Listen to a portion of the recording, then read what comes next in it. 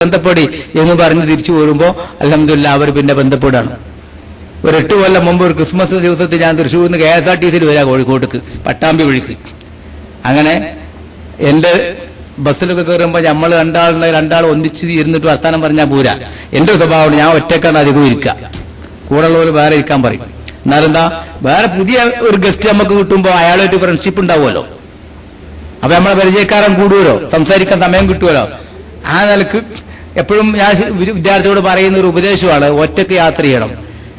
ട്രെയിനിലും ബസ്സിലും ഒക്കെ എല്ലാവരും കൂടി ഒരു സീറ്റിൽ ഇരിക്കരുത്, ഓരോരുത്തരും വ്യത്യസ്ത സീറ്റിൽ ഇരിക്കണം. അപ്പൊ അവിടെയുള്ള യാത്രക്കാരെ നമുക്ക് പരിചയപ്പെടാൻ കഴിയും. അവർക്ക് ഇസ്ലാമിന്റെ മെസ്സേജ് ആ യാത്രക്കിടയിൽ ഒരു മെസ്സേജ് കൊടുത്താൽ മതി, അത് പിന്നീട് അവർ ചിന്തിച്ച് ആ വഴിക്ക് വന്നോളും. അങ്ങനെ അൽഹംദുലില്ലാ പട്ടാമ്പി എത്തി. കുറെ കാര്യങ്ങൾ ബൈബിളും മറ്റൊക്കെ സംസാരിച്ചിങ്ങനെ പട്ടാമ്പി എത്തി. അപ്പോൾ അന്ന് ക്രിസ്മസ് ഡേ ആയതുകൊണ്ട് കുറെ ആൾക്കാർ കയറി. അന്ന് പുരാമന്തോട് പാലം പുതുക്കി പണിയിട്ടില്ല, അവിടെ ഭയങ്കര കട്ടെ. വണ്ടി ഒന്ന് കുടിലങ്ങ് ചാടിയിട്ട് 4-5 ആളൊന്നാണ്ട് ഛർദ്ദിച്ചു. എന്റെ കൂടെ ഇരിക്കുന്ന അച്ഛന്റെ മടിയിൽ ഒരാൾ ഛർദ്ദിച്ചത്. എന്റെ ഭാമേരും കുറച്ച് തീർച്ചു. ആ അച്ഛൻ ഇങ്ങനെ പറഞ്ഞു, വല്ലാതെ കഷ്ടമായി പോയല്ലോ, ഇനി എന്താ ചെയ്യാ, വൃത്തികളായി ഇതൊന്ന് ലോഹ വേറെ അല്ല, പാകിൽ വേറെ ലോഹയില്ല. ഞാൻ പറഞ്ഞപ്പോ നമ്മൾ പെരുന്തമണ്ണെത്തിയിട്ട് കഴുകാ വൃത്തിയാക്കാം എന്നൊക്കെ പറഞ്ഞു. ഇങ്ങനെ ശൈപ്പം പറഞ്ഞു. ഞാൻ ചോദിച്ചു, അച്ഛോ ഇന്ന് എന്തോ ഒരു വിശേഷ ദിവസമാണ്, എന്താ വെച്ചാ? ഇന്ന് ക്രിസ്മസ് ഡേ. ഓ, അതായിരിക്കും ആൾക്കാരൊക്കെ മദ്യപിച്ച് വണ്ടി കയറിയത്. അതായിരിക്കും ആൾക്കാരൊക്കെ മദ്യപിച്ച് വണ്ടി കയറിയത്. ഈ ഭാഗത്തൊന്നും അങ്ങനെ സാധാരണ വണ്ടി കയറാറ്, മദ്യപാനികളും വണ്ടി കയറാറില്ല. ഇന്നിപ്പോ മാസമായിട്ട് കുടിച്ച് കയറിയതായിരിക്കും. അപ്പൊ അയാളാകെ 4 അച്ഛന്മാരുണ്ട് കൂടെ, 2 മുന്നിലും 2 കൂടെയാണ്. അപ്പൊ ഇങ്ങനെ സംസാരിച്ചു കൊടുക്കണം ബാഗത്ത്. അപ്പൊ അങ്ങനെ ഞാൻ ചോദിച്ചു, അച്ഛോ ഈ മദ്യപാനത്തെ പറ്റി ബൈബിൾ എന്താ പറയുന്നത്, ക്രിസ്തുമതം എന്താ പറയുന്നത്? മദ്യപാനം ഒരു വൃത്തികെട്ട ജോലിയാണ്, ഇപ്പം മനസ്സിലായല്ലോ. കാരണം അങ്ങയുടെ കന്തൂരയിൽ മദ്യപാനി ഛർദ്ദിച്ചതോടുകൂടെ അങ്ങ് ഭയങ്കര വിമിഷ്ടം പ്രകടിപ്പിച്ചു. ഓ, കഷ്ടായിപ്പോയി, എന്ത് ചെയ്യും, അസ്വസ്ഥത. അപ്പൊ അങ്ങയെ അസ്വസ്ഥതപ്പെടുത്തിയത് ആ ഒരു മറ്റൊരാളുടെ മദ്യപാനാണ്. ഇത്രയും മനുഷ്യനെ അസ്വസ്ഥതപ്പെടുത്തുന്നതും അരാജകത്വം ഉണ്ടാക്കുന്നതുമായ വൃത്തികെട്ട മദ്യപാനത്തെപ്പറ്റി ബൈബിൾ എന്ത് പറയുന്നു? മറുപടിയില്ല. കുടുങ്ങി, മറുപടിയില്ല. മുന്നിൽ അച്ഛന്മാരോട് നിങ്ങളെ പറയണം, എന്താ നമ്മളിന്ന് തർക്കിക്കല്ല, സംഭവം ഉണ്ടായപ്പോ പറയുന്നുള്ളൂ. ബൈബിളെല്ലാം പറയണ്ടോ? അപ്പൊ ഒന്നും പറയില്ല, ബൈബിളൊന്നും പറയുന്നില്ല. ഒരുത്തമാ ബൈബിളിൽ പറയുന്നുണ്ട്, എന്തോന്ന് പറയുന്നുണ്ട്. അല്ല, പറയുന്നത് നിങ്ങൾ ബൈബിൾ പഠിച്ചവരല്ലേ, ബൈബിൾ ബൈഹാർട്ടാക്കിയിട്ടാണ് നിങ്ങൾ അച്ഛൻ പട്ടം കിട്ടുന്നത്. അപ്പൊ എവിടെയുള്ളത് പറയൂ? ഇല്ല. അങ്ങനെ പറഞ്ഞ അവസാനം ബൈബിളിലൊന്നും പറയാനോ കഴിഞ്ഞില്ല. അള്ളാഹു തോഫീഖ് കൊണ്ട് മലപ്പുറത്ത് ഞാൻ ബസ് ഇറങ്ങാം. ഞാൻ അവർക്കൊക്കെ കാർഡ് കൊടുത്തു, നിങ്ങൾ ബന്ധപ്പെടി, ഈ ചോദ്യത്തിന് മറുപടി കണ്ടെത്തുകയാണെങ്കിൽ. അപ്പൊ കണ്ണൂരിലേക്കാണ് അവർ പോകുന്നത്. അയാൾ ഒരു മാസം കഴിഞ്ഞിട്ട് അച്ഛൻ എന്നെ വിളിച്ചു, നമ്പർ കൊടുത്ത് മൊബൈൽ നമ്പറിൽ വിളിച്ച് എന്നോട് പറഞ്ഞു, സാർ അന്ന് പട്ടാമ്പിയിൽ വെച്ച് മദ്യപാനികൾ കയറി കന്തൂരയിൽ നമ്മളെ ലോഹയിൽ ഛർദ്ദിച്ചു, എന്റെ ലോഹയിലാണ് ഛർദ്ദിച്ചത്. അപ്പൊ സാർ അങ്ങനെ മദ്യപാനത്തെ പറ്റി ചോദിച്ചല്ലോ, അതിനെ പറ്റി ഞാൻ പഠിച്ചു. ബൈബിളിലോ ക്രിസ്തു മതത്തിലോ മദ്യപാനം നിഷിദ്ധമാണെന്ന് പറയുന്ന ഒരു രേഖയില്ല. മാത്രമല്ല, ഞങ്ങളെ മതത്തിൽ നവജാത ശിശുവിനു ജനിച്ച കുട്ടിക്ക് ആദ്യം കൊടുക്കുന്നത്, നമ്മളൊക്കെ കൊടുക്കുന്ന തേന്, ആദ്യം കൊടുക്കുക തേന. റെഡ് ക്രസന്റ് ആശുപത്രി തേന്റെ കുപ്പിങ്ങനെ നിരത്തി വെച്ചേക്കാം, പിന്നെ പ്രസവാർഡിൽ. കുട്ടിക്ക് ആദ്യം കൊടുക്കുക തേന, അവിടെ വാങ്ങാനും കിട്ടും തേനും. ആദ്യം കൊടുക്കുക തേന. അത് ഹിന്ദുക്കളെ കുട്ടികളെ വെച്ചാലും ഇൻഷാല്ലാഹ് ഞങ്ങൾ കൊടുക്കാറുണ്ട് തേന്. ഇവർ കൊടുക്കുക കള്ളോ, പിന്നെ വീഞ്ഞ. ക്രിസ്ത്യാനി കൊടുക്കുക വീഞ്ഞ. അപ്പൊ ഞാൻ പറഞ്ഞു ആദ്യം കൊടുക്കുന്നത് വീഞ്ഞാണ്. അതുകൊണ്ട് തന്നെ ഈ ലഹരി, ആദ്യത്തെ ടേസ്റ്റ് തന്നെ ലഹരി ആയതുകൊണ്ട് ആ ലഹരിയുടെ അഡിക്റ്റ്നെസ് മാറാൻ ക്രിസ്തു മതത്തിന് കഴിയില്ല എന്നെനിക്ക് ബോധ്യപ്പെട്ടു. ഇസ്ലാമിനെ കുറിച്ച് പഠിക്കാൻ ആഗ്രഹമുണ്ട്, കുറച്ച് പുസ്തകം അയച്ചു തരണം. ഞാൻ കുറച്ച് പുസ്തകങ്ങൾ വാങ്ങി അയച്ചു കൊടുത്തു. അൽഹംദുലില്ലാ 6 മാസം കഴിഞ്ഞ് അദ്ദേഹം എന്റെ അടുത്ത് വന്നിട്ട് പറഞ്ഞു, ഞാൻ എന്റെ പെട്ടിയും ബാഗും ഒക്കെ എടുത്ത് ലോഹയൊക്കെ തിരിച്ചു കൊടുത്തിട്ട് പോരുകയാണ്. പെട്ടിയും ബാഗും ഒക്കെ എടുത്ത് ലോഹ തിരിച്ചു കൊടുത്ത് ചർച്ച കൊടുത്തിട്ട് ഞാൻ പോരുകയാണ്. അപ്പൊ ലോഹ തിരിച്ചു കൊടുക്കുമ്പോ എന്നോട് പറഞ്ഞു, എന്താ ലോഹ തിരിച്ചു? അപ്പൊ അതേ, ലോഹ മാത്രല്ല, ലോഹയുടെ കൂടെ കുരിശും തിരിച്ചു തരാം. ലോഹ മാത്രമല്ല, ലോഹയുടെ കൂടെ കുരിശും തിരിച്ചു തരാം, ഞാൻ ഈ മതം ഒഴിവാക്കി മറ്റൊരു മതം സ്വീകരിക്കാൻ പോവുകയാണ് എന്ന് പറഞ്ഞു പോന്നു. അന്നെന്റെ കൂടെ ഉണ്ടായിരുന്ന ഒരു കൂട്ടുകാരനോട് ഞാൻ പറഞ്ഞു, അന്നൊരു മൗലവി ബസ്സിൽ നമ്മളോട് മദ്യപാനത്തെ പറ്റി വിധി ചോദിച്ചല്ലോ, അത് പറയാൻ നിങ്ങൾക്ക് കഴിഞ്ഞിട്ടുണ്ടോ? എനിക്ക് കഴിയാത്തതോട് ഞാൻ ആ വിധിയുള്ള മതത്തിലേക്ക് പോവുകയാണ്, നിങ്ങൾ പഠിച്ചോളൂ, ആ വിധിയുള്ള മതത്തിലേക്ക് വന്നോളൂ എന്നും പറഞ്ഞ് അദ്ദേഹം പോരും. കോഴിക്കോട് വന്ന് അൽഹംദുലില്ലാഹ് റിഫാദിൽ വന്ന് ഫറാഖ് കൊണ്ടുപോയി 2 ദിവസം താമസിച്ച് ഇസ്ലാമിനെ കുറിച്ചുള്ള ഡൗട്ടുകളൊക്കെ തീർത്തു കൊടുത്തു. അവസാനം അയാൾ ലാ ഇലാഹ ഇല്ലല്ലാഹ് ചൊല്ലി മുസ്ലിമായി. എത്ര അനുഭവങ്ങളാണ്. കോഴിക്കോട് സംസ്കൃതം കോളേജിൽ പഠിക്കുന്ന ഒരു സംസ്കൃത കോളേജിലെ കമ്പ്യൂട്ടർ പ്രൊഫസർ, ഒരു പെൺകുട്ടി, തളിപ്പറമ്പ് അടുത്ത ഒരു ഹിന്ദു ഏരിയയിലെ കണ്ണൂർ ജില്ലാ മാർക്സിസ്റ്റ് പാർട്ടിയുടെ ജനറൽ സെക്രട്ടറിയുടെ മോള്, ഒരൊറ്റ പെൺകുട്ടിയാണ് അച്ഛനും അമ്മയ്ക്കുള്ളത്. 5-6 ബസ്സും സൗകര്യമൊക്കെ ഉള്ള വീട്. ആ കുട്ടി ഒരു ദിവസം എന്റെ അടുത്ത് വന്നിട്ട് ചോദിക്കുകയാണ്, സാറേ, ഈ പ്രപഞ്ചത്തിന്റെ വേൾഡിന്റെ ആദ്യത്തെ അവസ്ഥ എന്താണ്, അതിനെപ്പറ്റി ഖുർആൻ എന്തെങ്കിലും പറയുന്നുണ്ടോ? ഈ വേൾഡിന്റെ ഫസ്റ്റ് ഘട്ടത്തെക്കുറിച്ച് ഖുർആൻ വല്ലതും പറയുന്നുണ്ടോ?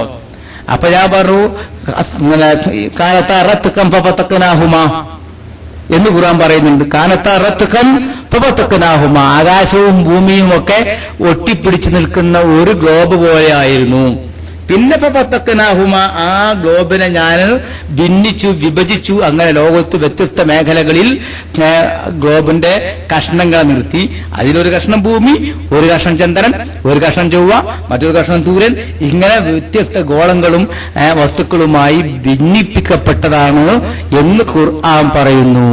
ഉടനെ ആ പെണ്ണ് ബാഗ് തുറന്നിട്ട് എനിക്ക് ഇത് കാണിച്ചു തരാം. അപ്പൊ ഇത് ഞാൻ അതിന് ഒരു കൊല്ലം മുമ്പ് ദുബായിൽ IPC ഓഫീസിൽ നിന്ന് കമ്പ്യൂട്ടറിലൂടെ കണ്ടതുകൊണ്ട് എനിക്ക് പെട്ടെന്ന് മനസ്സിലായി.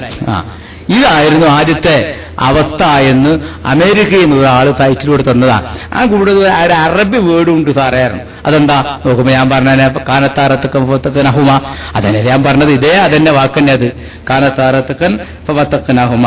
അതോടനുബന്ധിച്ച് ഭൂമിയുടെയും അതുപോലെ ആകാശത്തിന്റെയും ഒക്കെ വിഷയങ്ങൾ ചർച്ച ചെയ്യുന്ന 2-3 ആയത്തുകളും ആ കടലാസ് കൊടുത്തിട്ടുണ്ട്. അങ്ങനെ ആ കുട്ടി സംസാരിച്ചു. തൽക്കാലം കുറെ 1 മണിക്കൂർ 1.5-2 മണിക്കൂറോളം കാര്യങ്ങൾ ഇസ്ലാമിനെ പറ്റി പറഞ്ഞു. നിങ്ങൾ ക്രിസ്ത്യൻ കോളേജിലാണല്ലോ കോഴിക്കോട്, അവിടെ ലൈബ്രറി ഖുർആന്റെ പരിഭാഷകളുണ്ടോ എന്ന് പരിശോധിക്കൂ. ഉണ്ടെങ്കിൽ ഈ ആയത്ത് നമ്പർ എഴുതി കൊടുത്തു. ആ ആയത്ത് നമ്പറിൽ ഖുർആൻ പരിഭാഷ എന്താ പറഞ്ഞത് പഠിച്ചോന്ന് പറഞ്ഞു. അങ്ങനെ പെൺകുട്ടി പിറ്റേ 4 ദിവസം കഴിഞ്ഞ് എന്നെ വിളിച്ചു. ഞാൻ ലൈബ്രറി ആകെ പരതി 9 ഖുർആൻ പരിഭാഷ ഉണ്ട്. കോഴിക്കോട് ക്രിസ്ത്യൻ കോളേജിന്റെ ലൈബ്രറിയിൽ ഇംഗ്ലീഷിലുള്ള 9 ഖുർആൻ പരിഭാഷ ഉണ്ട്. ഒക്കെ ഓറിയന്റലിസ്റ്റ് പണ്ഡിതന്മാർ എഴുതിയതാണ്. വളരെ വികൃതമായ മോശത്തിലാണ് രൂപത്തിലാണ് അതിനൊക്കെ വ്യാഖ്യാനങ്ങൾ നൽകിയിരിക്കുന്നത്. നിങ്ങളാ പറഞ്ഞ ആയത്തുമായി ബന്ധപ്പെട്ട് അത്തരം ഒരു അർത്ഥം ഒരു വ്യാഖ്യാനം കാണാനില്ല. അങ്ങനെ ഞാൻ വീണ്ടും വരുത്തി ഖുർആൻ നേരിട്ട് മറിച്ച് കാര്യങ്ങൾ അവർക്ക് പഠിപ്പിച്ചു കൊടുത്തു, മനസ്സിലാക്കി. അപ്പൊ ആള് പറഞ്ഞത് ഉൾക്കൊള്ളണം. ഞാൻ പറഞ്ഞു പോരാ, ഇസ്ലാമിന്റെ മറ്റു കാര്യങ്ങൾ ഖുർആനും അത് മാത്രമൊന്നുമല്ല പറയണത്. 6666 ആയത്തുകളിൽ ജീവിതം മുഴുവനും പകർത്തി തരുന്നുണ്ട് ഖുർആൻ. അതുകൊണ്ട് ഖുർആൻ വളരെ വിശദമായി മനസ്സിലാക്കണം. ഖുർആൻ പരിഭാഷ കൊടുക്കാൻ പറ്റി നമ്മുടെ കയ്യിലില്ല. ഖുർആൻ പരിഭാഷ കൊടുത്താൽ പെട്ടു, കഴിഞ്ഞു കഥ. ഇതാപ്പ ഖുർആൻ അത് അള്ളാഹു സമദ് വലുത് വലം വലുത് വലമെക്കുള്ളൂ കുഫുവൻ അഹദ്. അതിന്റെ പരിഭാഷ വായിച്ചപ്പോ എന്താ മനസ്സിലാവുക? ഫാത്തിഹ സൂറത്തിന്റെ പരിഭാഷ വായിച്ചാൽ എന്താ മനസ്സിലാകുക? ഞങ്ങളൊരു പരിഭാഷ തയ്യാറാക്കി അവസാനം പ്രസിദ്ധീകരിക്കണ്ടെന്ന് പറഞ്ഞു വെച്ചു. ഖുർആൻ പരിഭാഷ ഒരിക്കലും മലയാളത്തിന് അതിനുള്ള കഴിവില്ല. പിന്നെ കൊടുക്കാൻ പറ്റിയ പരിഭാഷ ഉള്ളത് ഉറുദുവില. കൊടുക്കാൻ പറ്റിയ ചില പരിഭാഷകൾ ഉറുദുവില. പക്ഷേ ഈ നമ്മളെ മലയാളികളായ ഈ മുസ്ലിങ്ങൾക്ക് ഉറുദു ഒറ്റ അറിയില്ല. എന്ത് ചെയ്യും? ഖുർആനെ കുറച്ചെങ്കിലും ടച്ച് ചെയ്യാനുള്ള ഒരു ഭാഷ, കഴിവുള്ള ഭാഷ ഉറുദുവാണ്, അറബിയെ. അതുകൊണ്ട് ഉറുദു പരിഭാഷ കൊടുക്കാം. മലയാളത്തിൽ പരിഭാഷ എഴുതിയിട്ട് വെച്ചിരിക്കുക. അഹമ്മദ് കുട്ടി ശോഭരും ഞാനും ഒക്കെ പാടെ എഴുതി അവിടെ റെഡിയാക്കി വെച്ചിട്ടുണ്ട്. പക്ഷെ പ്രസിദ്ധീകരിക്കാൻ മടിച്ചിക്കുക. പലരും ചോദിക്കുന്നുണ്ടെങ്കിലും പോരാ. 8-9 പരിഭാഷ മലയാളത്തിലുണ്ട്. ഒരു പരിഭാഷയും കൊടുത്താൽ ഇസ്ലാമിനെ ഉൾക്കൊള്ളാം. ഇതാപ്പോ ഇസ്ലാം എന്ന് ചോദിക്കും. കഴിഞ്ഞു. ഇതാണ് അവസ്ഥ അല്ലേ കുട്ടി? അങ്ങനെയാണ് അവസ്ഥ. അപ്പൊ അതുകൊണ്ട് അൽഹംദുലില്ലാ പിന്നെ 2 മാസം കഴിഞ്ഞ് ആ പെൺകുട്ടി ഒരു ഫാർമസിസ്റ്റിന്റെ കൂടെ വന്നു. കോഴിക്കോട് നിന്നൊരു മെഡിസിൻ വാങ്ങുമ്പോൾ ഒരു ഫാർമസിസ്റ്റിനോട് ഇത് ചോദിച്ചത്രേ. അപ്പൊ ആ ഫാർമസിസ്റ്റ് നിങ്ങൾ BMKBCയിലായിട്ട് ബന്ധപ്പെട്ടാൽ മതി. വേറെ ഫാർമസിസ്റ്റ് അക്ബറുമായിട്ട് ഡോക്ടർ അക്ബറുമായിട്ട് ബന്ധപ്പെട്ടാലും മതി. അപ്പോൾ ആദ്യം അക്ബറിന്റെ അടുത്ത് പോയി. അക്ബറിനോട് കുറെ ചോദ്യങ്ങൾ ചോദിച്ചു. അക്ബർ കാര്യമായി മറുപടി പറഞ്ഞിട്ടൊന്നും ഇയാൾക്ക് മനസ്സിലായില്ല. പിന്നെ എന്നോട് വന്നിട്ട് എന്നെ അക്ബർ ഇട്ട് കഴിഞ്ഞ ആഴ്ച പോയിരുന്നു, എനിക്കൊന്നും ഡൗട്ട് ഒന്നും മനസ്സിലായില്ല സാറേ, അതുകൊണ്ട് കുറെ ഡൗട്ട് ഉണ്ട്. ആയിക്കോട്ടെ വരി. ഫറോക്കിൽ വന്നു. 3 മണിക്കൂർ നേരം ഞാൻ സംസാരിച്ചു. ഒരക്ഷരവും അവർ മറുപടി പറഞ്ഞില്ല. ഞാൻ ചോദിച്ചു, നീ ഡൗട്ട് ചോദിക്കാൻ വന്നാണ്? ചോദിക്കൂ പറഞ്ഞപ്പോൾ എനിക്ക് ഡൗട്ടൊക്കെ കഴിഞ്ഞു. അൽഹംദുലില്ലാ ഈ ഡൗട്ടൊന്നുമില്ല. എന്നാലെന്താ വേണ്ടത്? ഞാൻ മതം മാറാൻ തീരുമാനിച്ചു. പെട്ടെന്ന് മതം മാറാൻ പറ്റൂല അറിഞ്ഞ അച്ഛനെ വിളിക്കുകയാണ്. അച്ഛനെ വിളിച്ച് അച്ഛനോട് സംസാരിക്കുക, അച്ഛൻ ഞാൻ ഇസ്ലാം സ്വീകരിക്കുകയാണ്.